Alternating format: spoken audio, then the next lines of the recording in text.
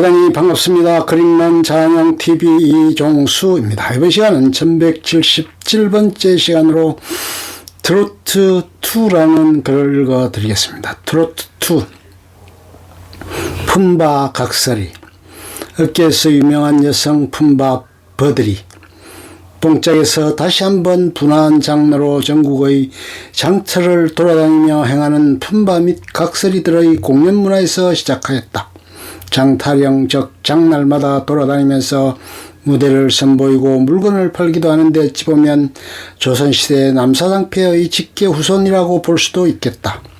무명가수, 카바레 가수, 품바, 각설이 등이 이런 식으로 메들리 음반, 소위 관광 디스코, 지루박 등을 내곤 하는데, 예를 들면 위 영상에 나오는 사이다텍 코뿔소 품바단이 있다. 카바레나 성인 나이트 등지에서 단체로 공연하기도 하지만 주요 무대는 전국에서 존재하는 장터이다.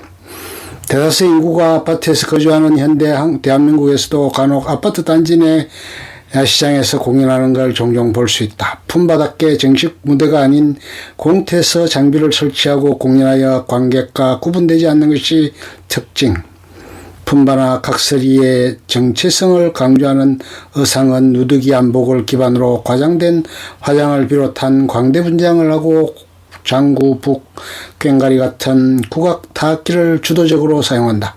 특히 공연자가 장구, 속주와 함께 노래를 하는 모습은 품바단의 트레이드마크, 비판, 외색과 원조.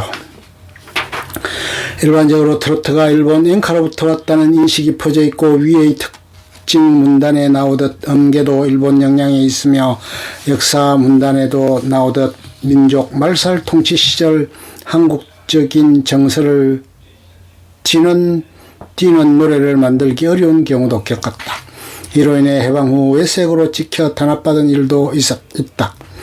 반박. 일제강점기 당시엔 일본으로부터 영향력과 친일 행적 가수들이 활동했던 사례, 그리고 일제의 민족 말살 정책까지 대저 해방 전까지는 대중가요 분위기와 창법 등을 두 나라가 비슷하게 공유했었다. 하지만 해방과 동시에 일본과의 문화적 단절이 일어나며 외색을 제거하고 한국만의 독자적인 요소로 발전시키며 트로트라는 하나의 장르로 확립시켰고, 일본도 비슷한 시기에 별개로 엔카라는 장르를 확립시켰기에 트로트의 원전은 엔카라는 건 시간적 선후관계가 다소 어긋난 결론이다.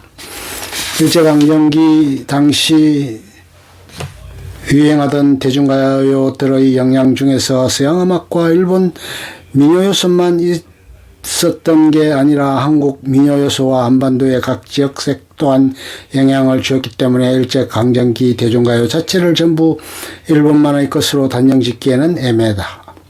한국 정서가 느껴지는 곡이 없었던 것도 아니고, 광복 이후 대대적으로 외색 걷어내기 운동과 함께 점차 현대적인 기술로 발전하는 악곡을 넣거나 한국 특유의 정서를 함께 살려서 접목함과 동시에 차별점 또한 부각시키며 발전해왔다. 일제강점기 때도 당시 한반도 대중들의 서양에서 전해진 세련된 음악이라고 생각했다는 점이나, 해방 이후 이하에 대해서 이야기를 봐도 트로트는 일본 음악이 아닌 서구 음악으로 인식하고 있었다는 걸 알 수 있다.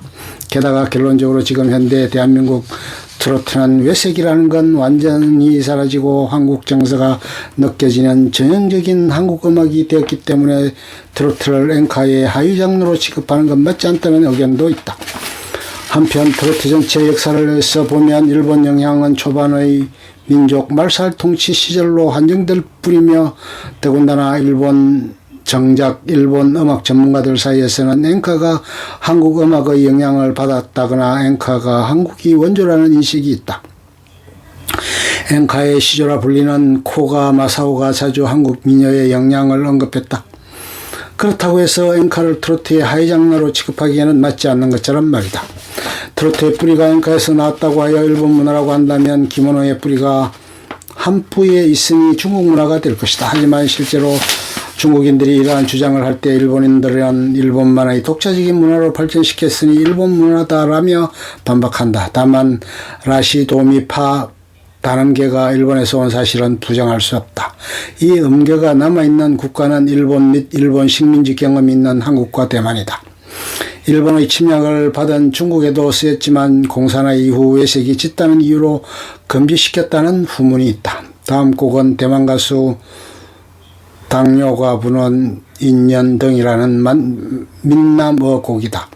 일본 곡과 같다는 댓글이 보이는 것을 보면 중국인들이 해당 단음계를 어떻게 생각하는지 알 수 있다. 한국, 중국, 일본 모두 오음계를 사용했으며 트로트, 엔카 그리고 중국 가요가 처음 나온 시기가 1920년대 말이라는 점을 생각해 본다면 한중일 모두 오음계를 서양음악과 접목시키면서 자기들만의 가요를 만들다 보니 우연히 비슷한 분위기의 가요가 나왔다고 볼 수 있으며 또 비슷한 선율로 인해 세 나라 가요의 교류는 빈번했을 것이다.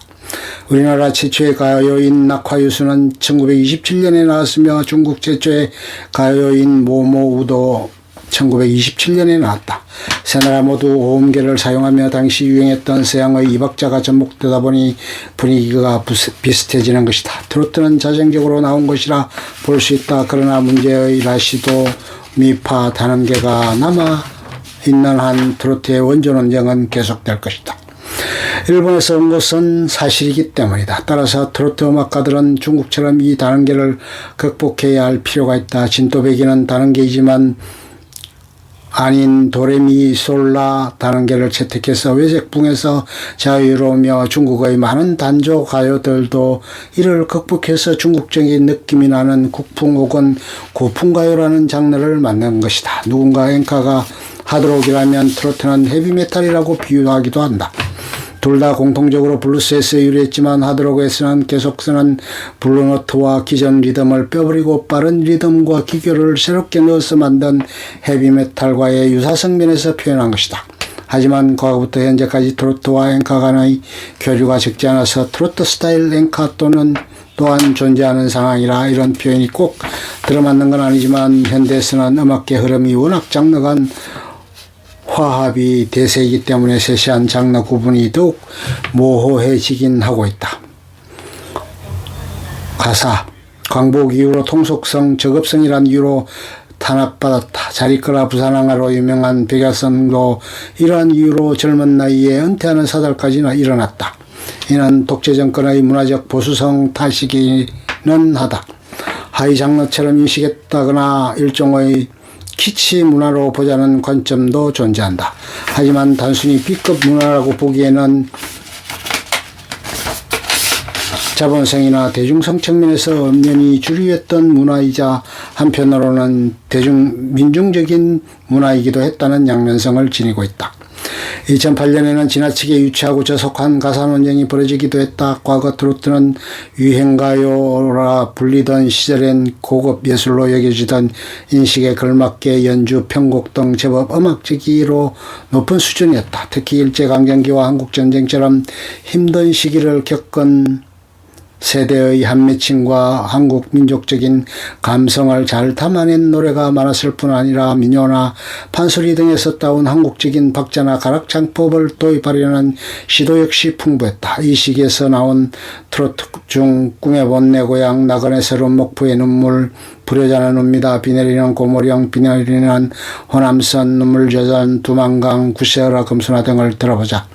이 노래들의 수준이 낮다고 폄하하는 사람들이 있는가? 특히 2000년대 이후 장현정, 박현빈주의 소위 네오트로트는 이전 트로트와 비교해 가사의 깊이도 얕아지고 곡의 완성도도 낮아졌다.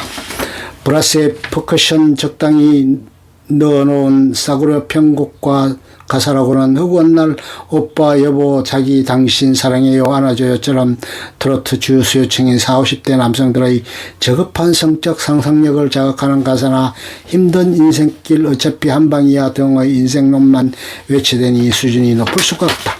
그래서 장준영이나 박현빈의 노래는 당시에는 이때였을 뿐 과거의 트로트처럼 오랜 세월 사랑을 받지는 못하였다.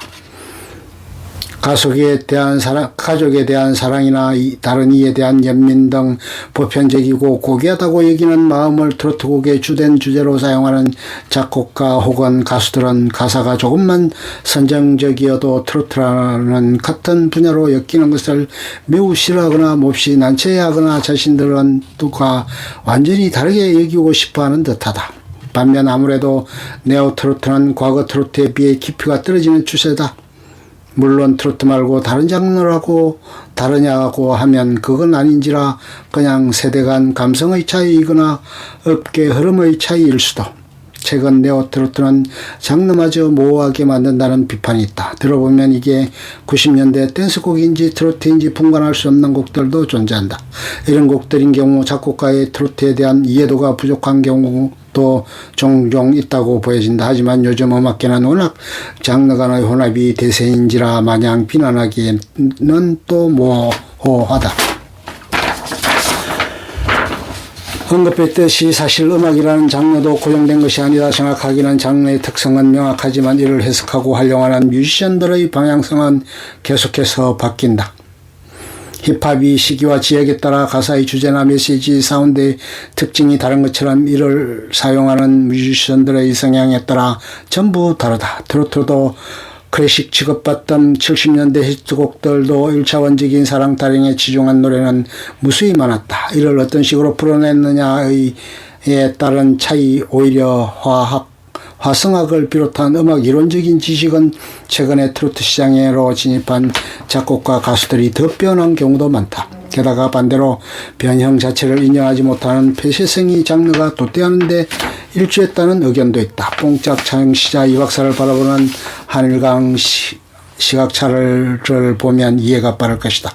이러나 저러나 이러한 가사 문제를 다른 시각에서 보자면 단순한 취향 차이이자 주관적인 문제일 뿐이라고 볼 수도 있다. K-팝을 예로 들어보자면 한국에서는 흔히들 K-팝 가사에 대해 비판적인 시각을 가진 사람들이 있지만 해외 K-팝 팬들이 주로 꼽는 K-팝의 장점 중에서는 가사가 저속하지 않아서 좋다는 의견이 많다.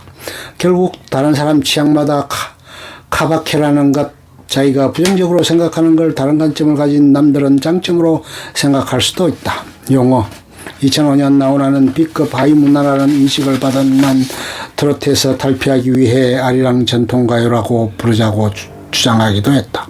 물론 이것은 트로트 인식이 좋지 않은 현실에 대한 단순한 열폭이었기 때문에 학계와 음악 관계자들은 무시했으며 일반인들도 무리수라는 반응을 내비치기도 했다.